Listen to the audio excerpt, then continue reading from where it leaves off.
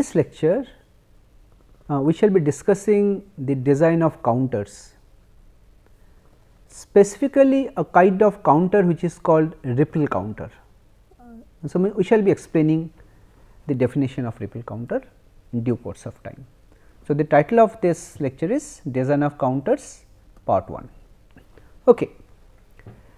The kind of counters that we are considering here is the binary counter. So, what do you mean by a binary counter? First thing is that the binary counter will be designed using a set of flip flops whose states change in response to pulses applied at the input. Like you say, if I have a counter, this is my counter, and I am applying some pulses in the input. Well, we can call it clock, we can call it anything else.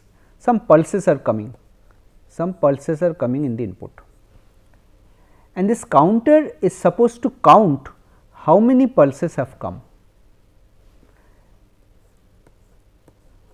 The combined state of the flip flops, for example, if this is a 4-bit counter, so in the output I will be having a 4-bit number coming out.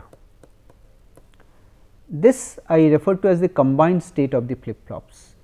This will be the binary equivalent of the total number of pulses that have been applied. Like if it is 4-bit, it will start with 0, then 1, then 2, then 3 and so on. This is what a binary counter essentially is, right. Okay. Talking about the types of counters, broadly speaking, counters can be either asynchronous or synchronous. Let us try to see the differences between these two first. First, asynchronous counter.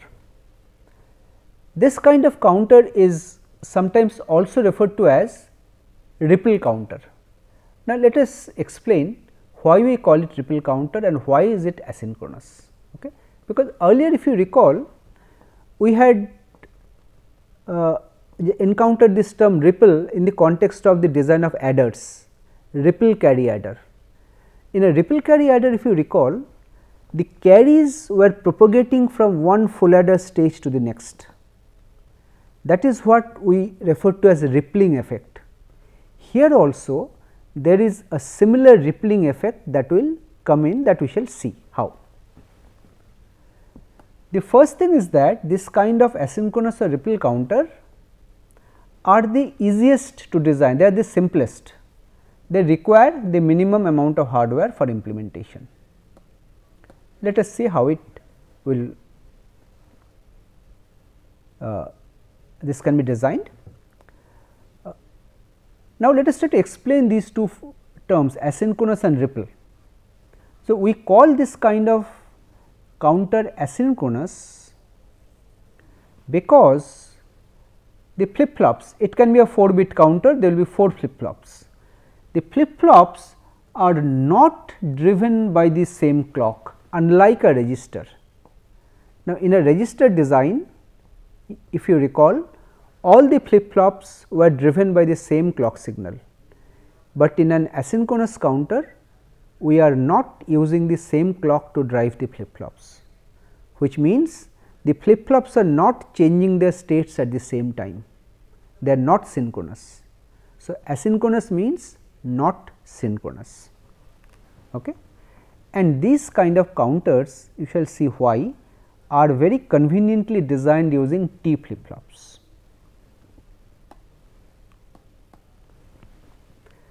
Next, let us see why they are called ripple counters.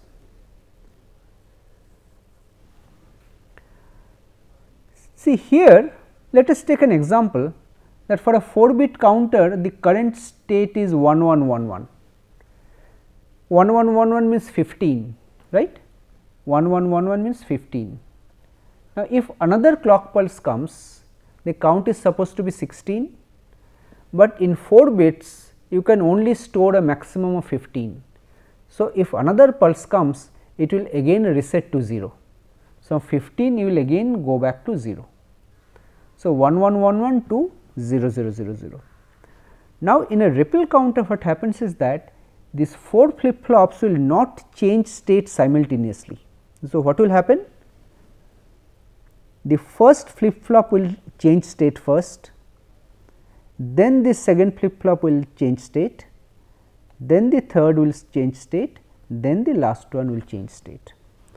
So, this was the initial state, this was the final state, and there are 3 intermediate or temporary states.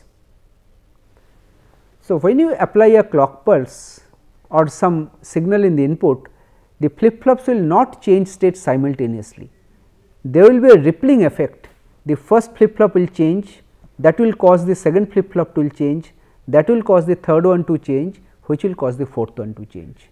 So, this is something similar to that rippling effect that I talked about.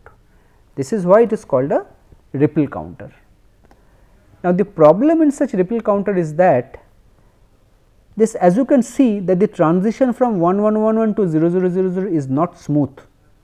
There are some intermediate glitches or pulses that might come in between.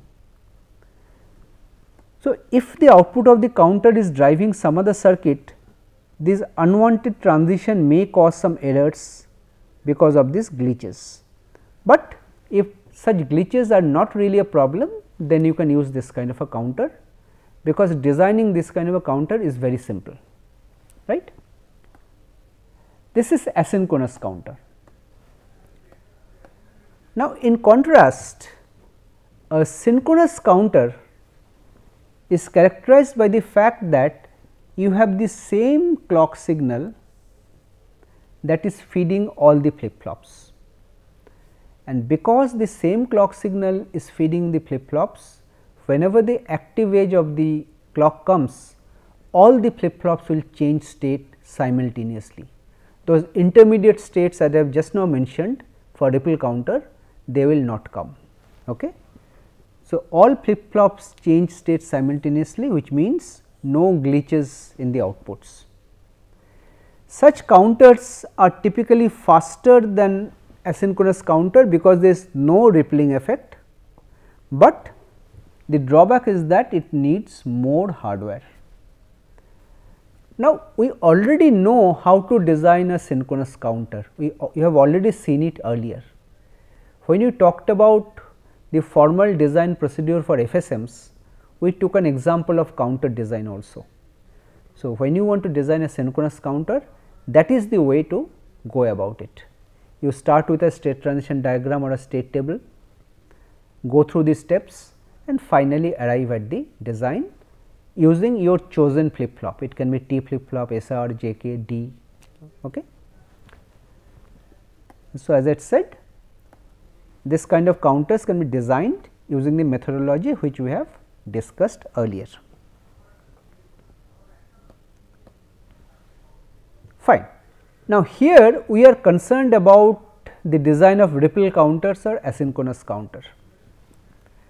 Let us look at a 4-bit ripple counter which counts up, means 0, 1, 2, 3, 4 up to 15 and then again back to 0, 1, 2, 3. Now, we make an interesting observation here which will help us in deciding how to design this kind of a counter. The observation is as follows. During counting, whenever a bit position changes from 1 to 0, the next higher bit position will change state. Let us try to explain this with this sequence of counting. So, I am showing the decimal values 0 up to 15 and the corresponding binary values. Now, let me try to validate this. Whenever a bit position changes from 1 to 0, I look at the least significant thing. See 1 to 0, there is a change here. 1 to 0, there is another change here. 1 to 0, then again this 1 to 0 here. 1 to 0, 1 to 0, 1 to 0. Now, see, whenever there is a 1 to 0 change, the next higher bit also changes. It was 0, it becomes 1. Here it was 1, it has become 0, it was 0, it has become 1, this is changing, this is changing, this is changing, this is changing, and so on, right. So, whenever there is a change in one stage, when the bit goes from 1 to 0, the next higher bit position changes state. So, let us verify for the next position. In the next position, a 1 to 0 transition is coming here, next stage is coming here, next stage is coming here, and the final one is coming here 1 to 0. You verify 1 to 0. So, the next higher bit is changing, it was 0, it has become 1.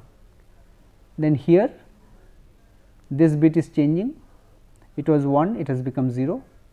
Here this bit is changing, it was 0, it has become 1, and here also it was 1, it has become 0. So, this is true for all the bit positions, and this is a very interesting characteristics of this counting process in binary. Now, because of this, we can have a very intuitive method of designing this kind of a counter. Now, you think of a T flip flop. Suppose I have a T flip flop which is triggered by the negative edge of the clock. So, whenever there is a 1 to 0 transition in the clock, the flip flop will change state. So, exactly the same behavior is captured in this table, right. So, whenever there is a change from 1 to 0, the next state is supposed to change. So, if the output of one stage I connect to the clock input of the next stage, that will make my counter, very simple. So, what we are saying is that this feature can be directly mapped into a T flip flop circuit with negative edge triggered clock. Let us see how the counter will look like. The counter will look like this. This is a 4-bit binary counter. I use 4 T flip flops, where the T inputs are permanently set to 1, which means whenever there is a clock, the flip flop will toggle, it will change state. So, the input clock is fed only to the first flip flop. This is your least significant bit, LSB, and the rightmost one is your most significant bit. The output of the first flip flop is connected to the clock of the second flip flop. Output Q1 is connected to the clock here, and output Q2 is connected to the clock here. So, that whenever there is a 1 to 0 transition here, this flip flop will change state. Whenever there is a 1 to 0 transition here, this flip flop will change state, and so on, right. This will continue to happen. This is how a simple binary up counter can be designed. Just connect a number of T flip flops in cascade, which are triggered by the negative edge of the clock. Now, one point to note is that suppose instead of negative edge triggered, I have positive edge triggered T flip flop, then what do we have to do? Which means these are not negative edge triggered, these are positive edge triggered. So, what I will do, only change is that I will be taking the Q0 bar output and I will be connecting this here. I will take the Q1 bar output, I will be connecting it here, and so on. Q2 bar I will be connecting here. We simply connect the complement output of this stage to the clock input of the next stage, because if Q0 changes from 1 to 0, Q0 bar will change from 0 to 1, and this is a positive edge triggered T flip flop. This will also work, right. Okay. Now, let us work out the timing diagram for this example. Well, here for the time being I am ignoring the delays. So, I am assuming that all changes are happening simultaneously. Let us assume initially Q0, Q1, Q2, Q3, they are all in the 0 state, 0, 0, 0, 0, and clock is coming. The active edge of the clock is shown in red, the falling edge. So, whenever there is a falling edge, clock is connected to D0. So, Q0 will change state. First let me draw Q0, again at the next falling edge Q0 will again change state, again falling edge change state, this will continue. So, Q0 will become like this,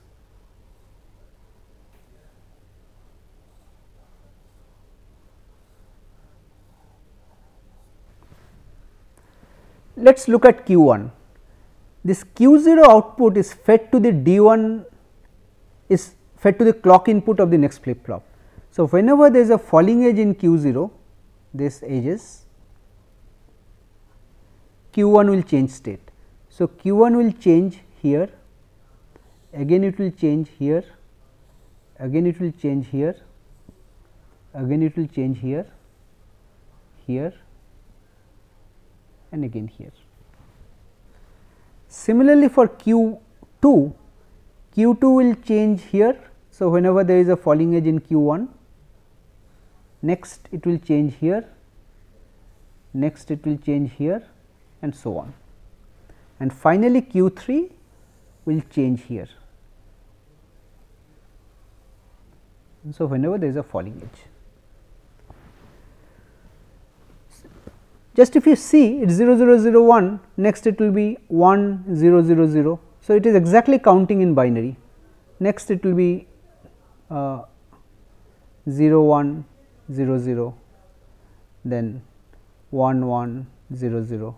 So, look at it 0 0 0 0 is 0, 0 0 0 1 is 1, 0 0 1 0 2, 3. So, like this it will go on, this will be 4, 0 1 0 0, this will be 5,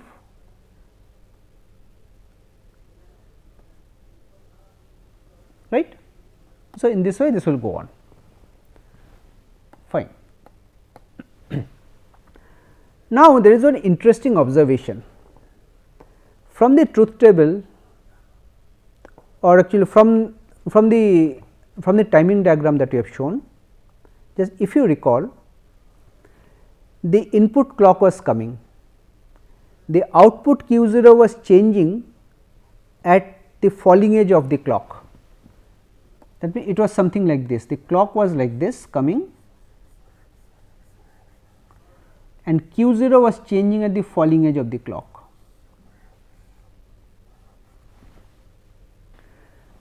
So, one thing you can say, if the frequency of the input signal was f, the frequency of the Q0 output will be f by 2, because for every 2 pulses of f you are getting 1 pulse of Q0. So, at Q0 the frequency will be getting divided by 2. Similarly, at Q1 with respect to Q0 again divide by 2. So, it will be f by 4, at Q2 it will be f by 8, at Q3 it will be f by 16. So, a binary counter can be very nicely used for dividing the input frequency by some power of 2. This is one interesting characteristic. Now, another point also to note, suppose my input clock is like this, means it is not square, it is something like this, very narrow pulses are coming. But if you look at the Q0 output at every falling edge, it will be changing state. So, whatever you get, it is a perfectly square wave. The on period and the off period will be exactly equal. So, from the output of the counter, the signals that you get, they will be perfect square waves, on period and off periods are equal. So, whenever you require such a kind of a signal, you can use a flip flop or a counter to generate such square waves, right. These are two observations. So, an n bit binary counter in general, this was a 4 bit counter, you divide by 16. So, for an n bit counter you can divide by 2 to the power n, and such a counter is called a modulo 2 to the power n counter. Now, one observation we have not discussed yet, I mentioned in the beginning that whenever a ripple counter is counting, there will be some intermediate transient states, because all the flip flops are not changing state simultaneously, there will be some delay. Okay. So, here I am showing the real state transition diagram of a ripple counter, where the blue states are the permanent states and the pink marked states are the temporary states. Like whenever a single bit is changing, like from 000 to 001, it is going directly, but 001 to 010 there are 2 bits which are changing. So, here the first bit will be changing first, then the second bit will be changing. 011 to 100, all the 3 bits are changing. So, first the LSB will change, next LSB will change, then the most significant bit will change. Similarly, 101 to 110, similarly 111 to 000, first bit will change, second bit will change, third bit will change. Now, let us see how it why it works. Let us try to illustrate it for this state 011 to 100, right. Let us look at this 011 to 100 state. So, let me just show you the timing diagram to explain why this happens.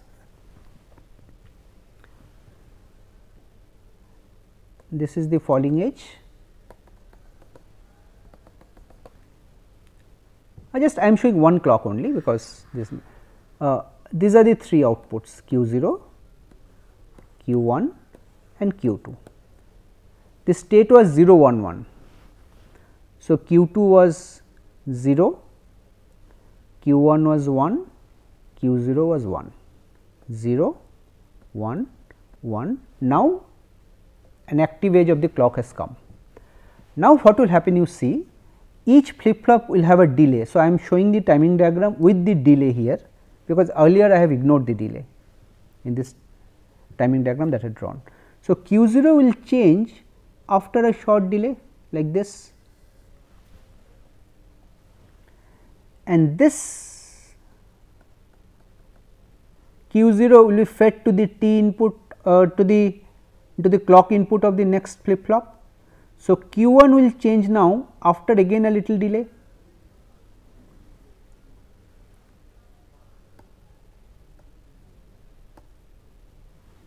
Sorry. So, this will remain like this, and Q2 will change again after some delay. So, you see the intermediate states out here. The state was 0, it was 011, 011 was initial, of course, it was 011. Then look at the state after this here, it was 0, 1 and 0, it became 010. Then look at the state here, it became 011 to 010, then it became 000, and finally out here it became 100. So, these 010 and 000, these are intermediate states that are being generated. 011 was the initial state, 100 is the final state, and these intermediate states are being generated, and these are happening because of the delays of the flip flops, right. Okay.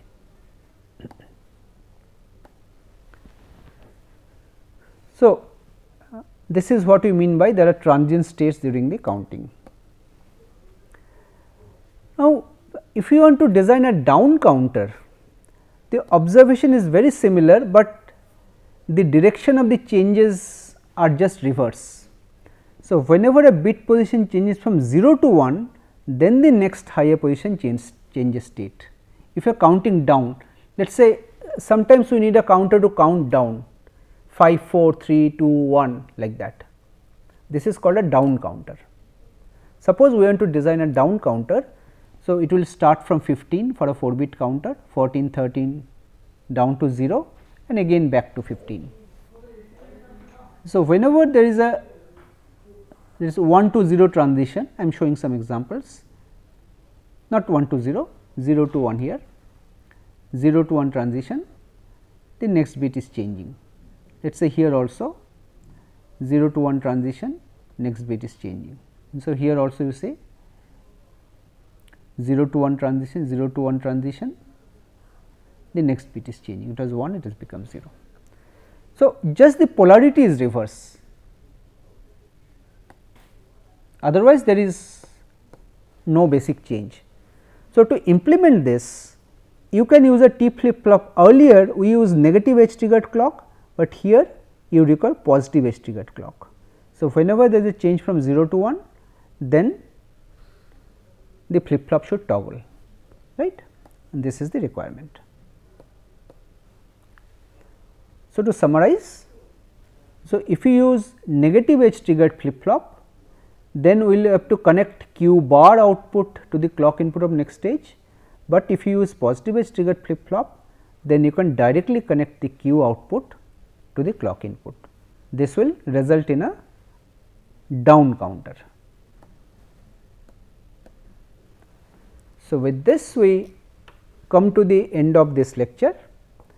Now, in the next lecture we shall be continuing with our discussion on counters. We shall be seeing some other issues with respect to counter design, and we shall be talking about general counter designs, not necessarily some counter which is counting up to some power of 2 and then going to 0, and this we shall be discussing in the next lecture. Thank you.